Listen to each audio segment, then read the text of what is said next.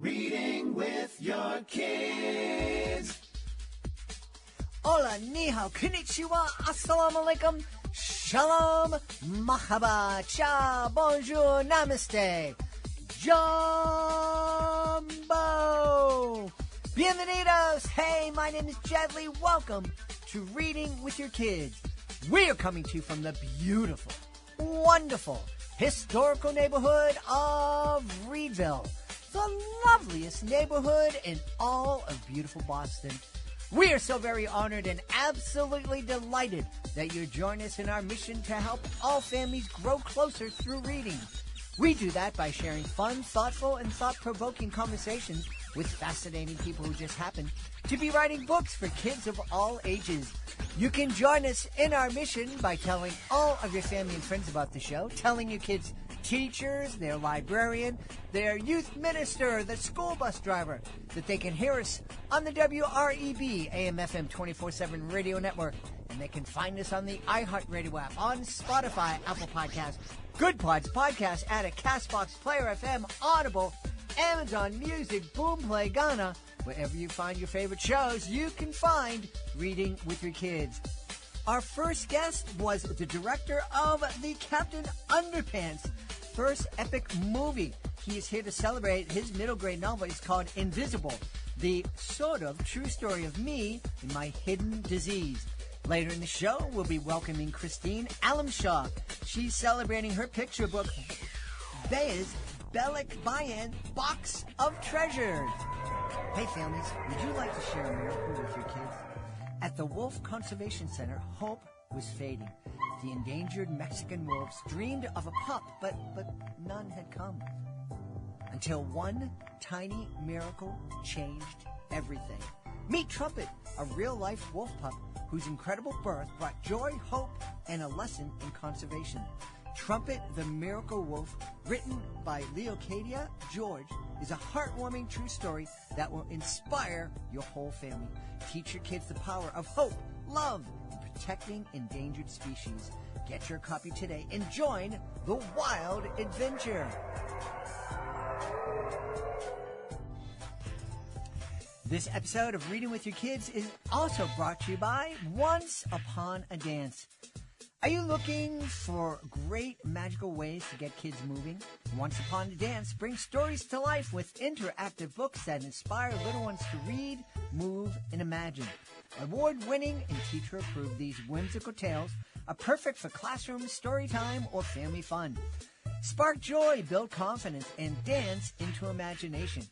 You know, one of the things young magicians would always come up to me and ask, they say, what should I learn next? They've already learned how to perform hundreds of magic tricks, and they ask me, what should I do next? What should I learn next?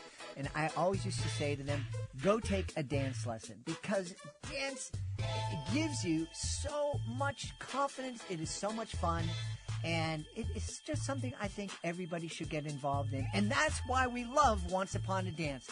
You can discover more at onceuponadance.com or find Once Upon a Dance books at your favorite online bookstore.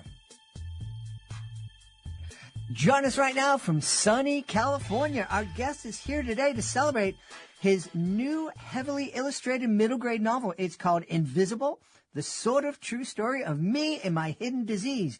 Please welcome to the show, David Soren. David, how are you? I'm so good. Thank you for having me. This is fantastic. Delighted to have you on. This, I just received my copy in the mail. I haven't had a chance to read it yet, but the illustrations tell me it is going to be a lot of fun. Thank you. Well, I'm really proud of the book. It's been a complete joy of an experience writing my first novel and illustrating it, and a refreshing change of pace from my movie career. So it is a welcome change. Well, let's talk about the book. The main character is a young kid named J.J. Sugar, right? That's right. Yeah, J.J. Is a kid who honestly is a lot like me. It's based on me. The book is inspired by my experience growing up with Crohn's disease.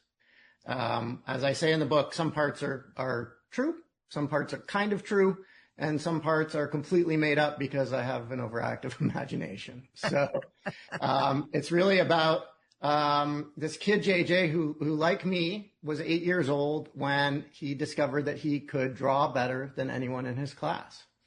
And he wasted no time and mapped out this whole life plan to escape the frigid winters of Canada for sunny California and work in the most glorious of all professions, animation. All right.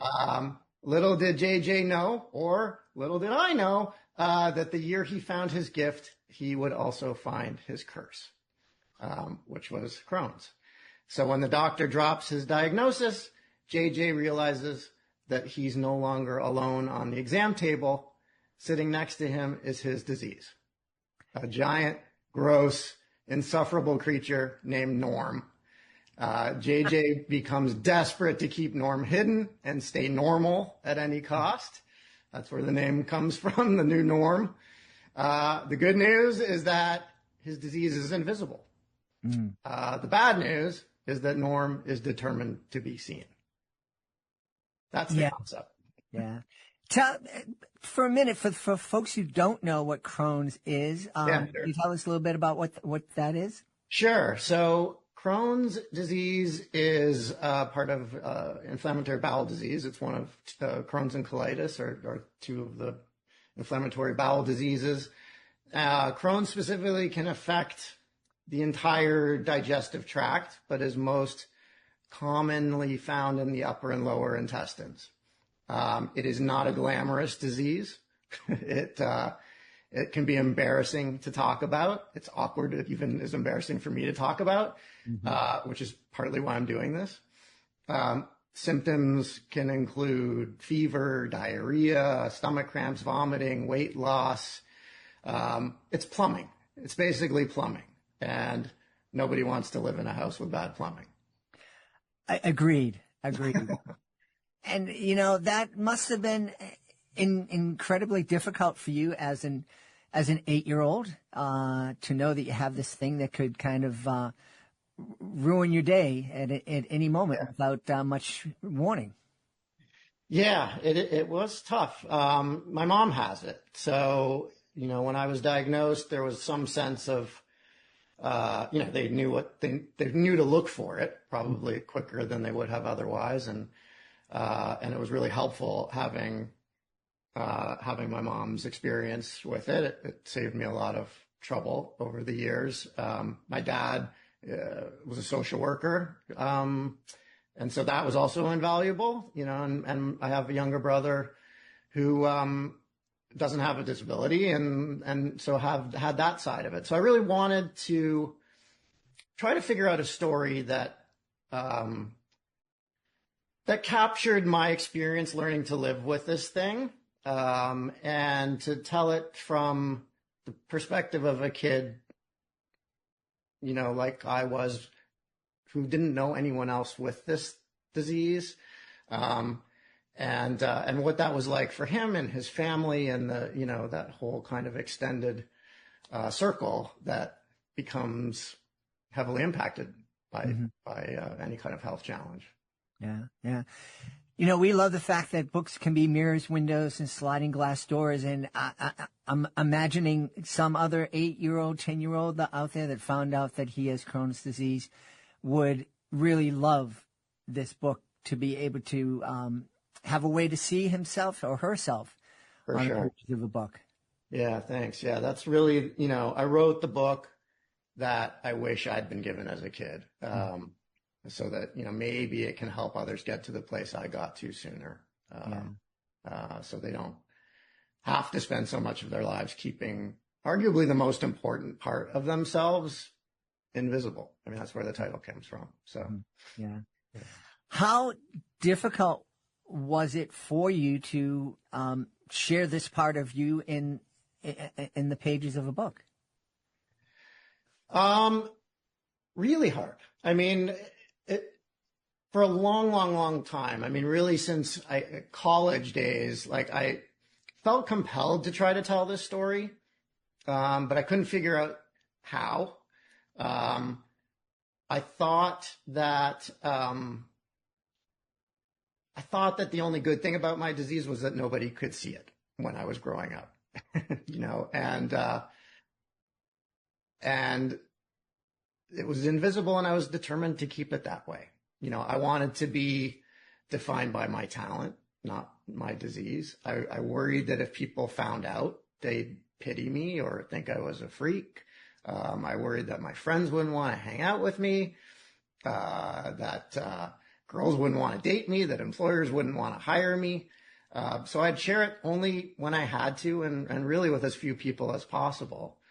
And the thing with an invisible disability is it's handy that you can control who knows and who doesn't. Mm-hmm. But that's also a huge part of yourself to keep hidden. That's a really heavy weight to carry. And I don't think I really fully realized how heavy until I started opening up about it. Mm-hmm. And that process, it took a while. And don't get me wrong, like it's still extremely uncomfortable for me to talk about. But I'm forcing myself to do it because it helps. And I think writing this book helped enormously. And every time I share my story, my only regret is that I didn't do it sooner. Yeah. Yeah.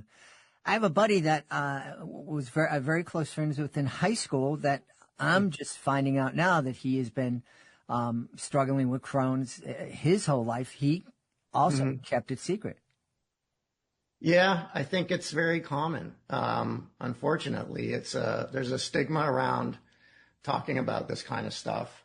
Like I say, it's not a glamorous disease, which is part of the problem, but I think it's probably a common trait among most people and their health conditions. We don't like to talk about our vulnerabilities. Mm-hmm. There's a desire to come across as normal and fit in. And I mean, I think what I've come to realize is the whole concept of normal is kind of a giant problem. Yeah, I've yet to meet somebody who is truly normal and been able to define what that is. Right. Yeah. I mean, what does that even mean, right? And if we could let that idea go, we might open ourselves up to just having more empathy and understanding of the people around us and being open to difference. And it just feels like this flawed concept that we're all somehow we feel obliged to hang on to. Mm-hmm. Yeah. In addition to kids with Crohn disease and, being able to see themselves, I really think the beauty of Invisible is going to be giving kids who don't have the disease a chance to get to know somebody with it and to hopefully help them understand that, hey, David, JJ is just another kid. He has to go to the bathroom more often or not or whatever, but he's just another kid, and there's stuff about me that's different than the other kids too. And we can all be buddies. Yeah, I hope so. I mean, and I think it was interesting because over the years, like I was saying, I tried many different ways to figure out how to tell the story, and I was trying to decide, is it a memoir? Was it fiction? Would my experience with Crohn's be relatable? Was that too specific? Was I even ready to share this part of myself with the world? So like all these things were going through my head. Dozens of ideas got jotted down over the years, sketched up, abandoned. Nothing kind of felt sticky about it, and and then I had this epiphany of that maybe the way in was to turn the disease into a character. An annoying, chaos causing biker beast from my bowel who was determined to ruin my life. And then that's how Norm was born. And at that point, the ideas they started flowing. And if my disease could be a character, then other diseases could be too. Mm-hmm. And like my mom, like I said, she has Crohn's. So her disease became a character named Francie, who does all the things to annoy my mom that drive her nuts. Norm became part of this gang, this rowdy, unruly group of troublemakers who call themselves the Invisibles. And they hang out at this seedy biker bar. And once a month, this kind of motley crew pull all their chairs into a circle for a support group. And they complain about their humans who refuse to acknowledge their existence. And like, so deep down, they all just want to be seen. And then there's anxiety fairies who torment JJ. There's like a nasty side effect from one of his medications who shows up unannounced and throws this all-night bender that sends JJ into a tailspin.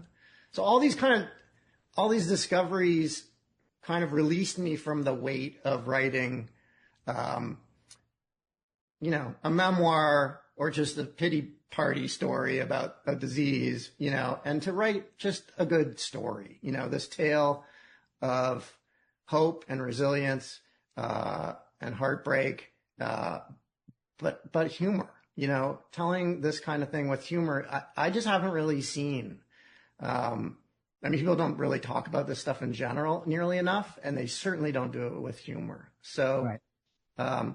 It's still very much kind of rooted in my experience with Crohn's, but I think as I started writing, this larger purpose came into focus of like not just capturing my experience, but capturing how it feels to live with an invisible disease or disability. And, everybody's journey is different, obviously.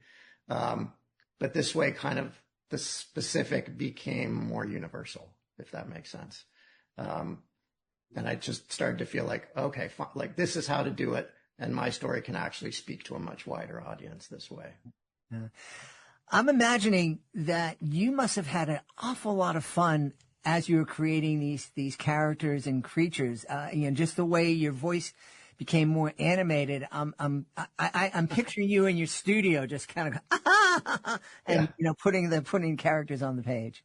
Yeah, I'll read out loud a lot to myself, to see how things sound. And probably because I've done so much animation writing over the years, I'm used to doing that because I need to kind of know that it works out loud, not just in my head. So yeah, there was like whole voices for Norm that were, fully formed, and just finished doing the audiobook actually last week. And it was a fun time doing all these voices for these characters too. You mentioned that you're in animation and you've directed the first Captain Underpants movie, and is there a plan to bring Invisible to the animation world? To the big or small screen? I would love to one day. It felt like it needed to start as a book. Mm-hmm.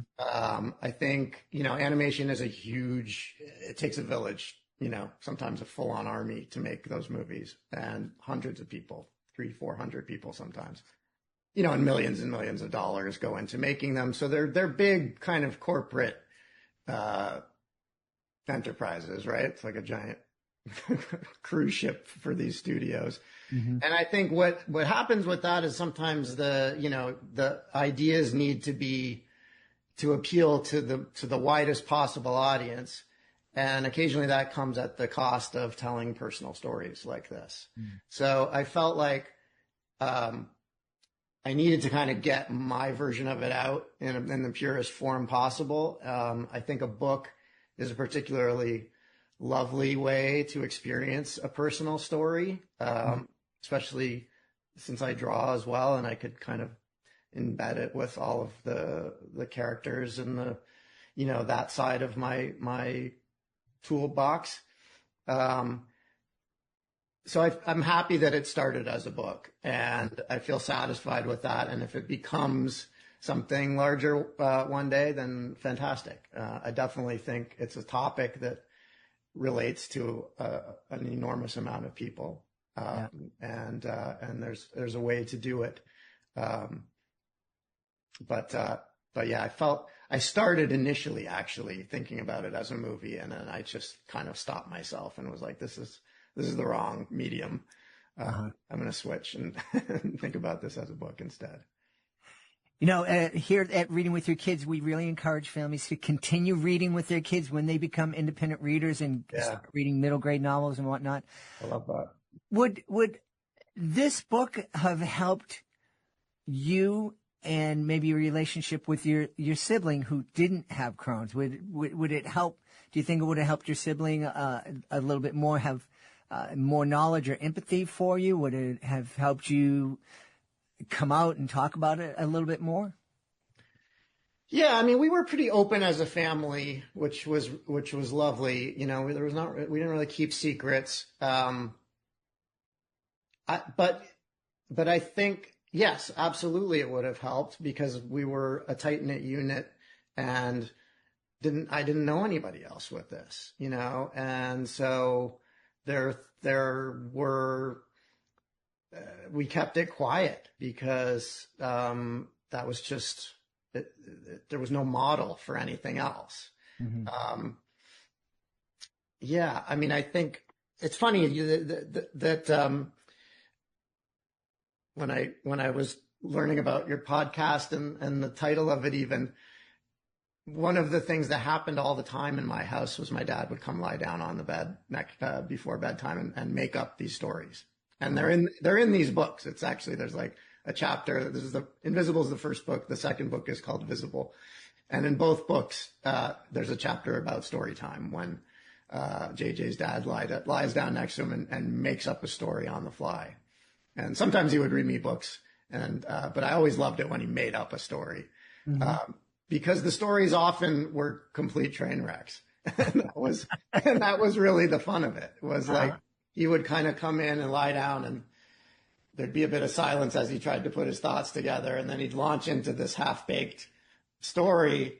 And inevitably, by the end, like the whole bed was shaking with both of us laughing so hard because he just didn't know where it was going. And there was one in particular, one story that he completely nailed, like just hit the bullseye on, that's in this first book, about the snake charmer. He is hired all around the world to rid snakes from people's homes, the most venomous snakes in the world, and sneaks into this one hut to get rid of this white mambo snake. And my dad, unbeknownst to me, had snuck in a box of crackers. And as this snake charmer was reaching into the darkness trying to grab this snake, he started shaking the box of crackers. And I screamed out loud. And it was like such an amazing accomplishment of improv on his part. And he never quite hit that mark again, but it was always fun watching him try. I've said this on the podcast before. There was one, I also love to do that with my kids, but there was this one story that evidently was a big hit because my kids kept asking me to retell it. And after I first told it, it completely vanished from my mind. I have no idea what any magic. It was just, it was magic. Yeah. Tell me, there's book 2, Visible. Can you give us just a little preview of that? Well, it's a follow-up. It follows the same characters. You know, the first book is really JJ learning to live with Norm and what that means, and going through middle school and just making some mistakes about how he's handling it at first and gradually getting a bit wiser about it. And then the second book is about, actually in the middle of the first book, JJ makes a best friend at middle school. And Norm is insanely jealous of that friendship and kind of discovers that he deeply wishes he was that close to JJ, or JJ considered him a friend. But obviously they have a more of a frenemy kind of relationship than a true friendship. And so the second book is really about Norm discovering his own friend. Only the friend is actually a real problem for the whole Sugar family. The friend is actually a cancer, and it's hunting down one of the Sugars. So it's based on my dad's experience with, he was diagnosed with throat cancer, and ended up doing fine and recovering. But it was a traumatic time for the family, and again, a way to speak to all these really challenging problems in our lives, and do it through humor and do it through all these kinds of ways that make it more accessible to talk about. Yeah. I was intending to ask if you're going to create a series, but I really don't want anybody else in your family to have to deal with the Yeah. terrible medical issue. Yeah, exactly. Right. Hey, what advice would you give for a JJ who is 8, 9, 10 years old, or that is a great artist and also dreams about going to Hollywood and creating animation and living his life like that? What kind of advice would you give to that kid, or more specifically, would you give to that kid's parents so that they could support that dream? Yeah, it's a great question. I think I was really fortunate in that my family was fully supportive of my dream and really backed me the whole time. I drew and drew and drew and, didn't stop. I kind of, I also it didn't all happen for me magically. I mean, there were bumps in the road. When I was growing up, there was one animation school in Canada that really was kind of the one, Sheridan College, and then there was a school in California called CalArts. Those were really the two major animation schools when I was coming out of high school, and I had all my heart set on going to Sheridan, and I didn't get accepted. And so that was kind of devastating. I ended up going to one of the universities in Toronto and studied fine art and creative writing instead. And I didn't love the fine art part of it so much, but I really loved the creative writing. So it kind of just goes to show you. Then I ended up reapplying to Sheridan the following year, and I got in, and I ended up graduating at the top of my class and getting recruited by DreamWorks out of college. So I don't think my writing skills would have matured, or I would have even known that was something that I could do to that degree in my life had I not had that hiccup, So I think pursuing your dream is the one thing, not giving up on that, but also like pivoting when you need to and having more tools in the toolbox is really valuable. Yeah. Speaking of pivoting, we're hearing a lot of creatives are very worried, upset about AI. You were mentioning how, an animated movie takes hundreds of people to create. What's your feeling on what's going on in technology with AI and whatnot? Yeah, it's scary. I mean, it's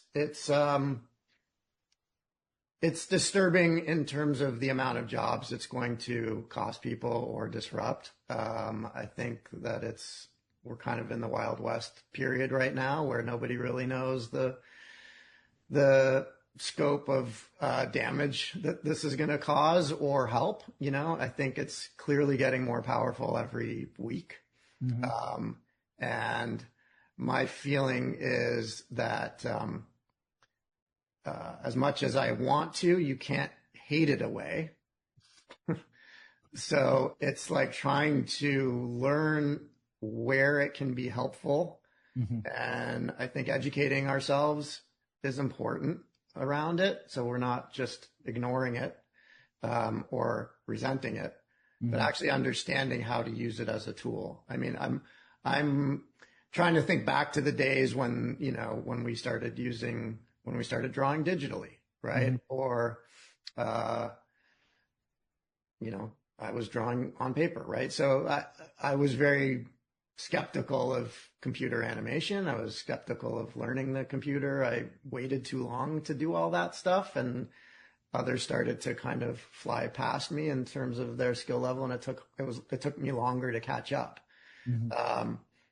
So I kind of feel like I'm in that mode again, where I want to learn from that and figure it out and figure out where I can use it as a tool, not to replace the skills that I have, but to potentially make some of the more mundane things easier and, and just ideally, it makes us stronger. But I think that the jury's still out on all of this for everybody. Yeah. We should tell everybody where they can go to find out more about Invisible, the sort of true story of me and my hidden disease, and find out more about you. Great. Yeah. Invisible comes out October 14th. It will be in all the usual places. Awesome. Yeah. So Excellent. wherever you get your books, Invisible will be there. Yes, and if it's not there, just politely ask and they'll bring it. Yeah. You can do an AI prompt and find out in seconds where it is. We've had a great time speaking to the author and illustrator of Invisible, the sort of true story of me and my hidden disease. Our guest has been David Soren. David, thanks so much for being on Reading with Your Kids. Pleasure. Thank you so much. This episode of Reading with Your Kids is brought to you by Careful What You Hear, a wonderful middle grade novel by Helen Dunlop Newton. Noah Baker is not an average 13-year-old. He's a mind-reading secret agent. Ever since a mix-up gave him an experimental cochlear implant, he and his partner Lena have been going on spying missions for the government. Now they're in for a reward for all of their hard work. Space camp! Their fun threatens to melt away when Noah overhears thoughts revealing a plot to steal secret plans from nearby Redstone Arsenal. Should Noah report what he heard and risk losing a chance to compete in the end-of-camp mission with Lena? Or should he keep quiet and risk bad people winning again? Careful What You Hear is the sequel to Helen's very popular Do You Hear What I Hear? Get your copy today. You and your kids are going to love it. Careful What You Hear by Helen Dunlop Newton. Well, I'll let you know that this episode of Reading with Your Kids is also brought to you by We're Going on a Space Adventure, written by Marie Nichols. This is a Reading with Your Kids certified great read. Blasting off and speeding through space, Graham cheers to the moon and beyond. But Bracken quickly learns that Graham has a fear of flying and that he must manage control of the spaceship. On the moon, they narrowly escape a hideous monster as a crater explodes, and on Mars, they need to outrun Martian creatures or risk becoming their dinner. Hoping to find a friendlier planet, they decide to try Jupiter. Then clank, clank, clank, something is attacking the spaceship. You and your kids are going to love this book. It's fun. It's exciting. It celebrates intergenerational friendships, and we love those. We're Going on a Space Adventure by Marie Nichols. It is a Reading with Your Kids certified great read. I am very excited, my friends. We are celebrating a brand new picture book. It is called Baya's Balikbayan Box of Treasures. Please welcome to the show, Christine Alemshah. Christine, how are you? I'm doing great, and I'm so honored to be here. Thanks for having me as your guest. You are very, very welcome. I know that this book would be one of the books that my kids, when they were younger, would have pulled out every time I came home. I did educational magic shows for 40 years. I would tour, and there are oftentimes I would come home after driving 7 hours back to Boston from like Philadelphia or New York City, and they would always say, it's time to read a book. And I know that they would pull up Baya's, because when I'm especially tired, I have a speech impediment, which rears its ugly head when I'm tired and when I'm dealing with certain letters like B and F, and they would have just pulled this book out because they would have loved to laugh at their dad all over the title. I love it. I love it. Well, I hope that it would make them want to imagine and read about something fun and new and different. So that would be great. So let's talk about the book beyond just, challenging my tongue and my speech. What's the book about? Who's Baya? So Bea is an adventurer at heart. She loves imaginative play, especially with her stuffed bear and her beloved cardboard boxes. I definitely loved cardboard boxes as a kid, and so do my kids. I still observe them to this day. They get so excited about, sometimes even more so, the box that something came in than what was inside the box, which I think is just hilarious to me. I'm like, I spent so much time curating this gift, and you are playing with the box. So, and then I see kids at the park, they use them like, we don't get snow out here in California, so they'll use them as like little tobogganing sleds, and they'll take them down the hills near us, and just have a great time. So she has a great imagination, and I thought that the cardboard box would be such a great gateway into a story about Filipino Balikbayan boxes, which are these ginormous cardboard boxes, and they're care packages that families make. Filipino families living abroad will make these boxes and fill them up with goodies and reminders of home. And they fill it up with love, for family, and they'll send them across the ocean back to the Philippines. Oh, now I'm tongue-tied as well. It's contagious. It's contagious, yes. That's something I'd love to. I want to talk more deeply about Bea, but I think one of the things that I don't think a lot of people in the United States are aware who aren't recent immigrants or children of immigrants is this tradition of sending care packages or money back home, whether it's to the Philippines or El Salvador or other parts of the world. And I heard the president of El Salvador about a year ago was on talking about the country and the relationship between the El Salvador and the United States, and he was saying that a huge part of their GDP comes from Salvadorans living in America sending home money to family. Right.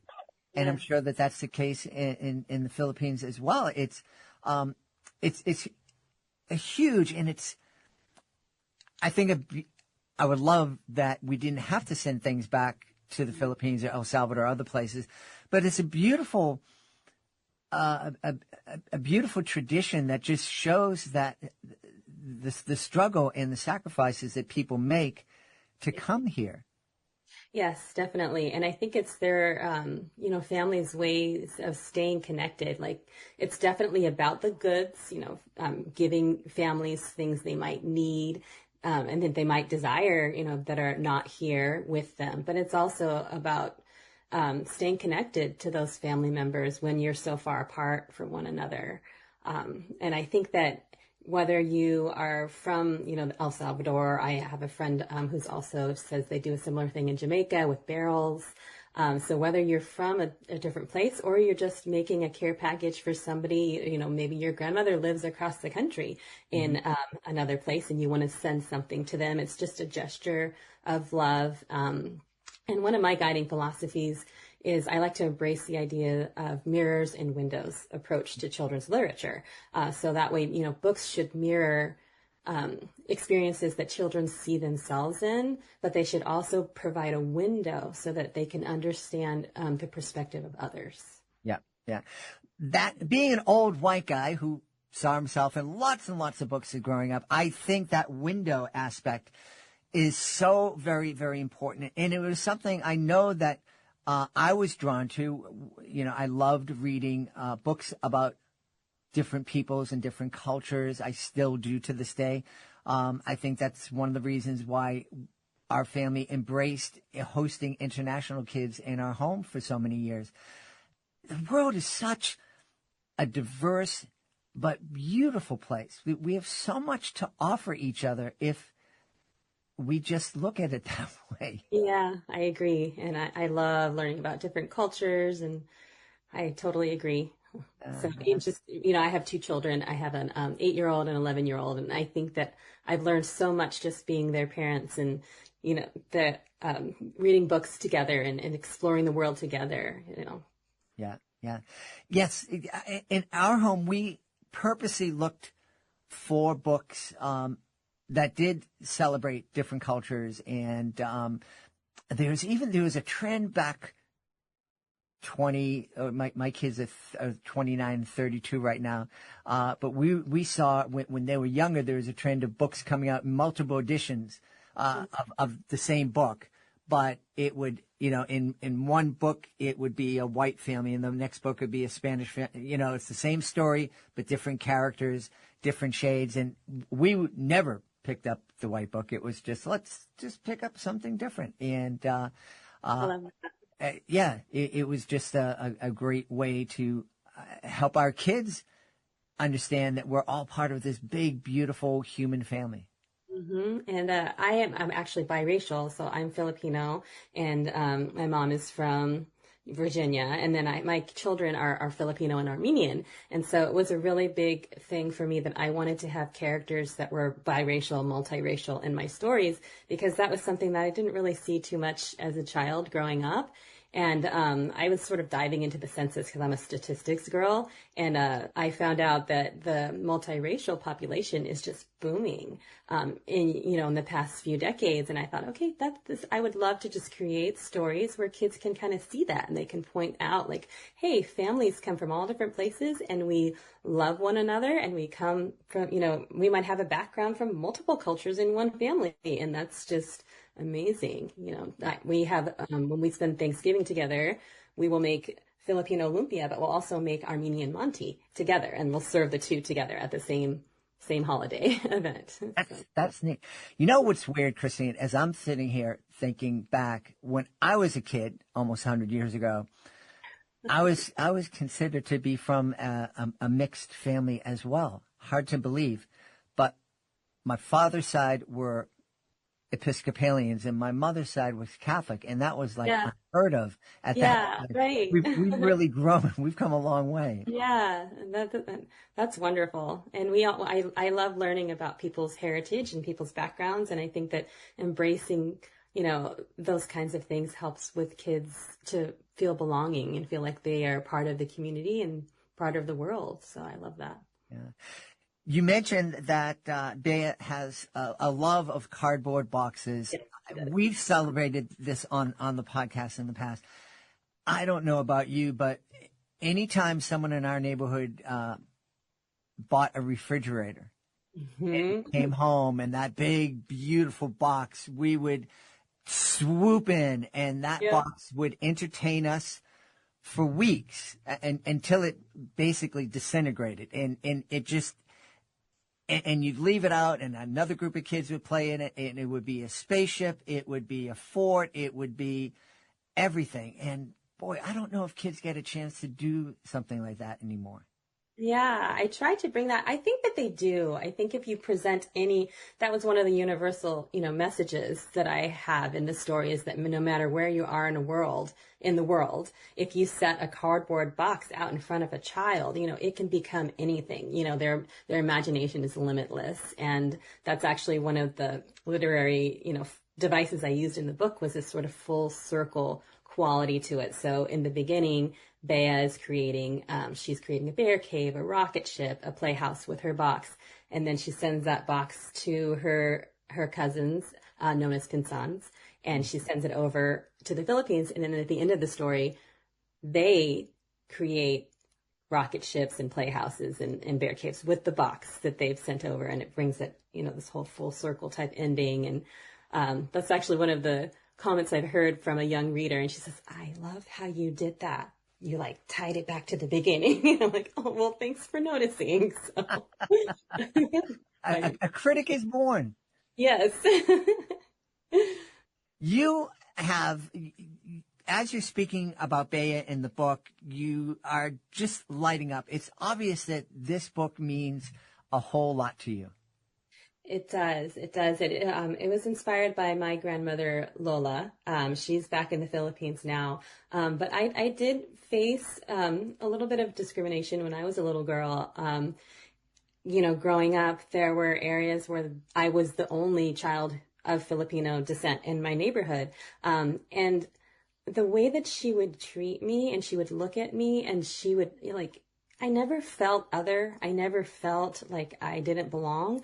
And so that just made a huge impact on my life. And she took me out dumpster diving. She made these Balikbayan boxes to send back home. And I could see the heart, the care, the love, all of the cousins and family members we all talk about how much of an impact she had on us. She just, she accepted everyone no matter what their background was.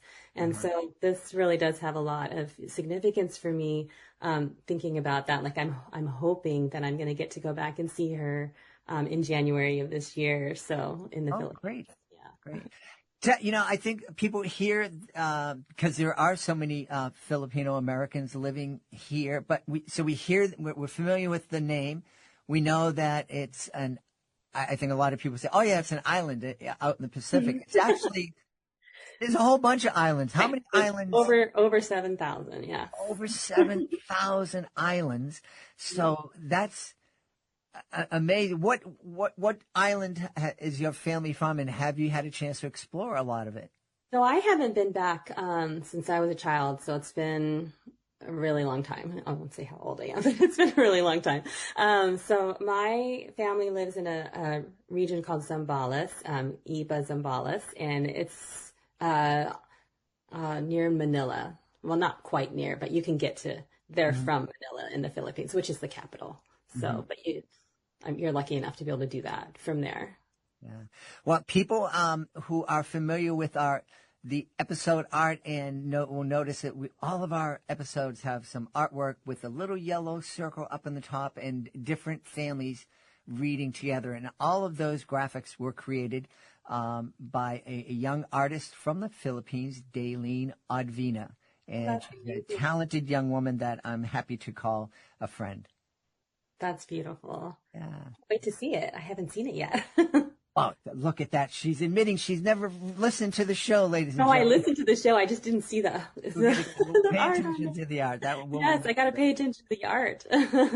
Well, it's the episode art I created. It looks like someone threw up. It's just a bunch of colors and some women. So I don't blame you if it skipped by you. Mine, I tend to listen to podcasts in my car, so I just see it on the CarPlay, and it's just like episodes pop up on the screen. So I'm going to have to create the artwork. Yes, it's she's a really talented young woman, and it's so neat because we also have a banner when we do live shows.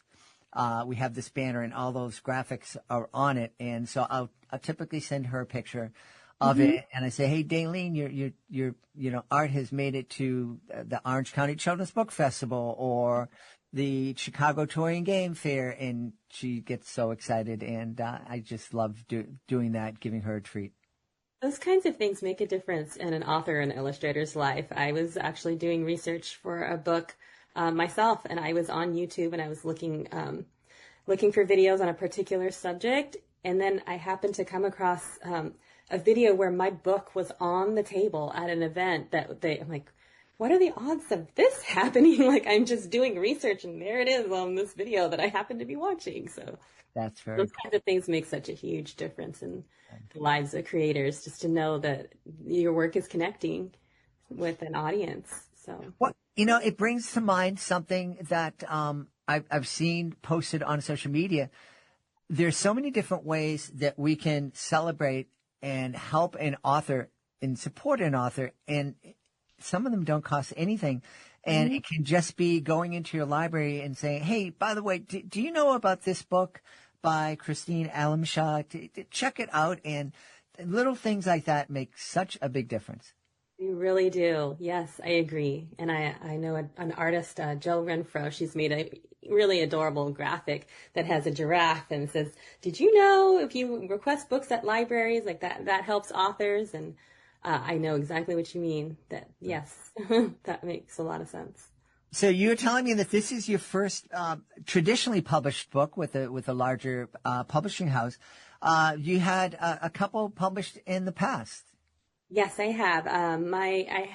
When I first started writing seriously in 2010 for children, and I had a couple smaller presses acquire things. So I worked with an educational company called Me Genius. I don't know if you've heard of that, but it was an educational app, and then they were later acquired by Houghton Mifflin Harcourt. And then there was a world I forgot what the app is called, but it transitioned over to that. So, and then I also had one with a small press called Guardian Angel Publishing, which it was one of the publishers that just didn't survive after COVID because it was like such a micro publisher. But I have since obtained the rights to that book, the illustration and the copyright for the words. So I'm hoping to put that back out myself. I'm actually working on that right now. So Congratulations. Yeah, that's great. Where do you get I know the inspiration for this book kind of came from your life and your grandmother. In general, where do you get your ideas for books? Well, I've been participating in Story Storm with Tara Lazar for the past several years. I'm also a member of the 12 by 12 Picture Book Challenge community. And so my problem has never been ideas. I have books and books and books of ideas.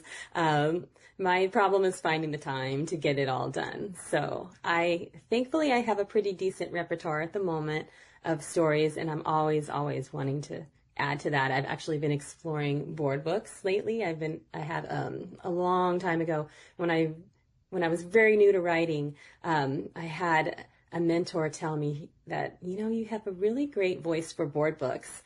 But at the time, I didn't think anything of it because I didn't know how to write short. My picture books were on the long side. They were, over 1,000 words. I'm like, how could I ever write a board book on those under 100 words? But I've been writing now for a good 10, 15 years. So now I know how to, write things short. And so now I feel like the timing is right. I'm like, okay, she said I had a knack for this, so now I'm going to explore it. And I'm exploring that, and hopefully that'll be something that'll come out soon. Excellent. And so you can look forward to kids literally consuming the media that you're creating as they chew on your board book. I really hope so. Yes. We should tell everybody where they go to find out more about your books and more about you. Okay, so the best place to find me is on Instagram. So that would be C_Alemshah. I love to create fun reels and share all kinds of fun book news over on Instagram. And then also my website is ChristineAlemshah.com. We've had a great time speaking to the author of Balikbayan, Box of Treasures. It's a new picture book from our guest, Christine Alemshah. Hey, Christine, thanks for being on Reading with Your Kids. Thanks so much, Jed. I had a great time. We hope you've enjoyed this episode of Reading with Your Kids and will join us for the next exciting episode of the show. In the meantime, we'd love for you to connect with us on social media, facebook.com/readingwithyourkids, @readingwithyourkids on Instagram, and @JedleyMagic on X. Our website is readingwithyourkids.com, and our YouTube channel is youtube.com/readingwithyourkids. Hey, if you are an author, please be sure to visit readingwithyourkids.com and click on the author's Click Here button way up at the top of the page. You'll be able to find out how you can be a guest here on the show and tell thousands of Kidlet fans all over the world about your fantastic children's book. It's fun, it's easy, and it doesn't cost a thing. Visit now, readingwithyourkids.com, and click that author's Click Here button up at the top of the page. I want to thank the folks who made today's show so wonderful, starting with our guest, David Soren. Please be sure to check out Invisible, the sort of true story of me and my hidden disease. I also want to thank Christine Alemshah. Please be sure to check out Balikbayan, Book of Treasures. I want to thank my incredible team, Fatima Khan, Chris Doherty. I want to thank my beautiful wife for all the support she gives me. Most of all, we all want to thank you. Thank you so much for taking the time to join us today. And as always, thank you so very much for taking the time to make the world a better place. And you do that every single time you read with your kids. I'll be looking for you in the next episode of Reading with Your Kids.